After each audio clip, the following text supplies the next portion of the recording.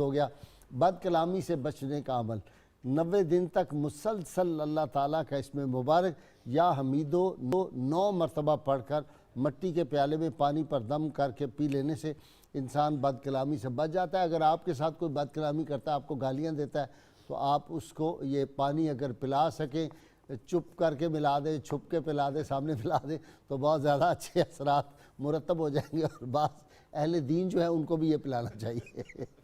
حضرت خواجہ نظام الدین محبوب الہ رحمہ اللہ فرماتے ہیں زہد کے دنیا کا معنی یہ ہے کہ انسان کے پاس جو کچھ میسر ہو اسی پر قناعت کرے اور زیادہ مال جمع کرنے کی فکر نہ کرے۔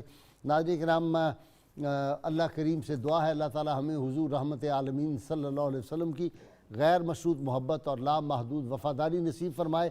اور ناظرین کرام، وہ نعرہ گلی گلی انشاءاللہ تعالی گونج رہا ہے، گونجے گا، اور اللہ تعالی ہمارے حکمرانوں کو دیانت کی توفیق عطا فرمائے، اور داتا گنج بخش رحمۃ اللہ علیہ پہ جو اور دیگر مزارات پہ جگہ ٹیکس ہے وہ اللہ تعالی توفیق دے ان کو کہ جلد از جلد یہ ختم کر کے دعائیں لیں، شاید ان کے مصائب جو ہیں وہ کم ہو جائیں، ورنہ یہ جو راستہ ہے یہ اللہ کو ناراض کرنے کا راستہ ہے۔ اولیاء کرام کی ناراضگی جو ہے وہ اللہ کی ناراضگی ہوتی ہے، وہ اللہ کے محبوب بندے ہیں۔ میرے ساتھ مل کے نعرہ لگائیے تاکہ میں پھر آپ کو حافظ بابر صاحب سے آج امیر خسرو کا کمال کا کلام سناؤں گا۔ ناظرین کرام تیار ہو جائیے، میرے مہمان بھی نعرہ لگائیں گے۔ پاکستان کا مطلب کیا؟ لا الہ الا اللہ محمد رسول اللہ۔ جی حافظ بابر۔